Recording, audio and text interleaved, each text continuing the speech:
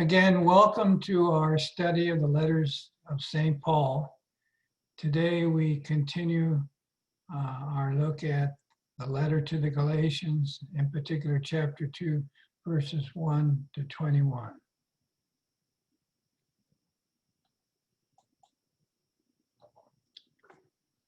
Paul now describes his second visit to Jerusalem after his conversion. He had not been summoned. He went in response to a revelation, probably the prophetic message about the coming famine that we read about in Acts 11, 27-30. This was not the Jerusalem Council of 4950 AD, as some had thought. The question of how Gentiles or non-Jews could be included in the new Messianic family came up during the visit, because Paul and Barnabas had taken with them Titus, an uncircumcised Gentile believer. Some in Jerusalem wanted to have him circumcised, but Paul recognized this as a threat to the gospel itself. The Messiah had won the rescuing victory through his death, so that Gentile believers were already clean, not sinners.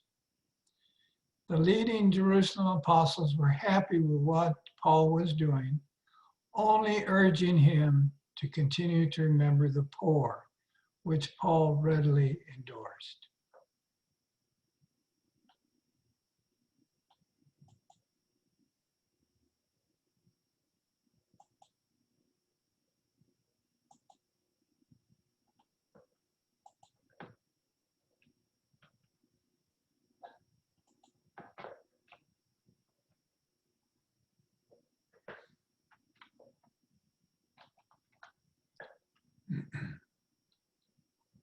Galatians chapter 2, verses 1 to 10. Then after 14 years, I again went up to Jerusalem with Barnabas, taking Titus along also.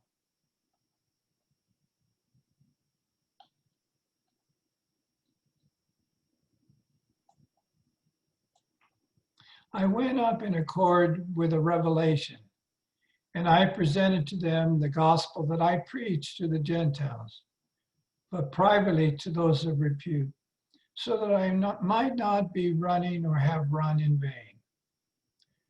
Moreover, not even Titus, who was with me, although he was a Greek, was compelled to be circumcised, but because of the false brothers secretly brought in, who slipped in to spy on our freedom that we have in Christ Jesus, that they might enslave us.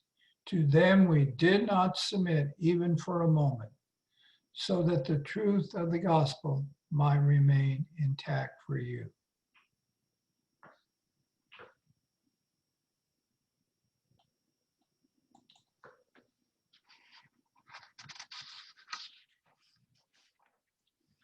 Paul then refers to a very recent event when Cephas, or Peter, having arrived in Antioch of Syria, had eaten with Gentile believers, but then stopped doing so after certain persons had come from James in Jerusalem. Apparently, these people still believe that Gentile converts should be circumcised. And they brought along Barnabas. Peter's reversal was contrary to the vision he had received from God that led him to understand that all things are clean. We read about that in Acts 19:9-16. And that the Jewish dietary laws had been set aside in the new covenant, and Gentiles are now welcome members of the family of faith. Even when Peter had been called to go up to Caesarea, he had entered the home of the Roman centurion Cornelius and his household, a Gentile who, along with his entire family, converted to belief in Jesus. Peter baptized Cornelius and his household and ate with them. In everyone's presence, Peter said, I now realize how true it is that God does not show favoritism, but accepts from every nation the one who fears him and does what is right. So when Paul saw that Peter later had gone to Antioch, first ate with Gentile converts, and then stopped doing so, he felt he had to correct Peter because of Peter's authority in the church. Let's read about it in Paul's words.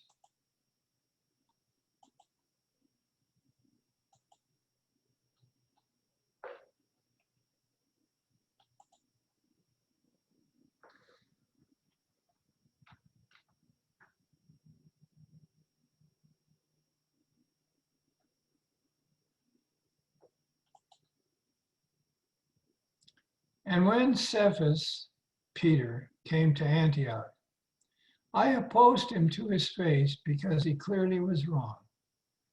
For until some people came from James, he used to eat with the Gentiles. But when they came, he began to draw back and separated himself because he was afraid of the circumcised.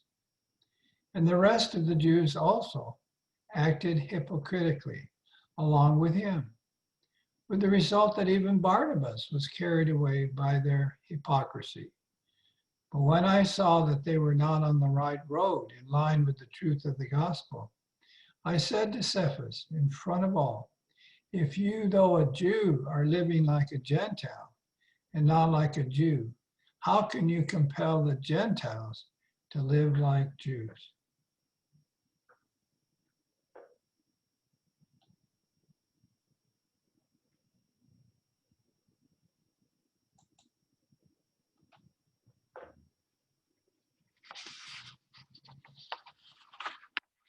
In Galatians 2:16, Paul says, a person is not justified by works of the law, but through faith in Jesus Christ. What does he mean by this? Many of our Protestant brothers and sisters in Christ think that our justification before God and our salvation depend on our own faith in Jesus, how firmly we believe in him. But what Paul actually says is that our salvation is accomplished through the faith of Jesus, as shown by his willingness to die on the cross and his trust in the Father, that the Father would raise him from the dead.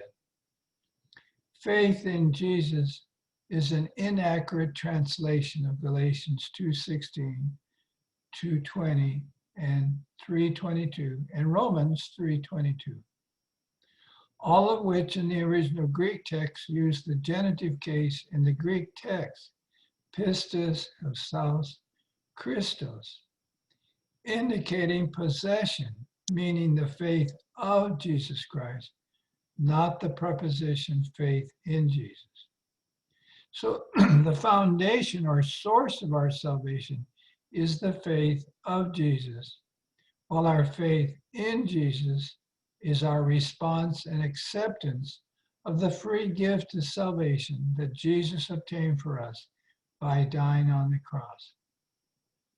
And when Paul says a person is not justified by works of the law, he's talking about the Jewish laws on circumcision, animal sacrifices, dietary restrictions, and so on. Paul's not opposed to good works such as acts of charity, caring for widows, orphans, the poor, and love for neighbors. For Paul, God's true people are summed up in one person, Jesus the Messiah. He is the faithful one. Paul says that the Son of God loved me and gave himself for me. So to seek identity anywhere else other than with the crucified and risen Messiah, as Peter, Barnabas, and the Galatian agitators are doing recently, would be to spurn what Jesus has done for us. Well, let's conclude by reading Galatians chapter 2, verses 15 to 21.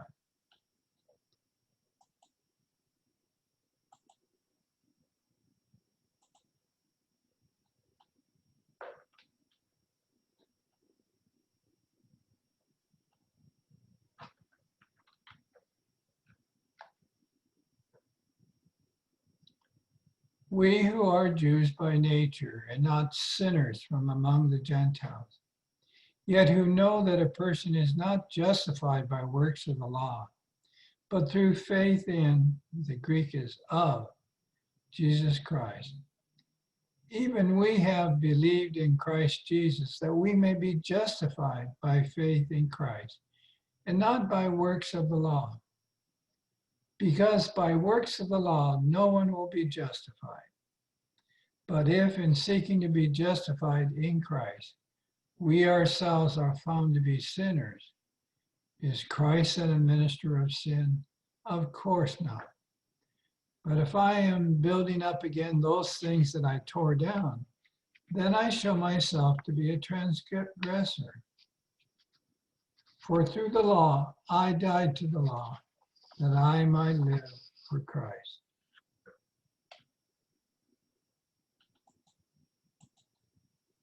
I have been crucified with Christ, yet I live no longer I, but Christ lives in me. Insofar as I now live in the flesh, I live by faith, it should be of the Son of God, who has loved me and given himself up for me. I do not nullify the grace of God, for if justification comes through the law, then Christ died for nothing.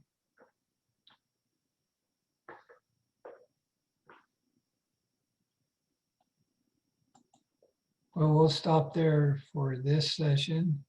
We'll continue our study of the letter to the Galatians next week.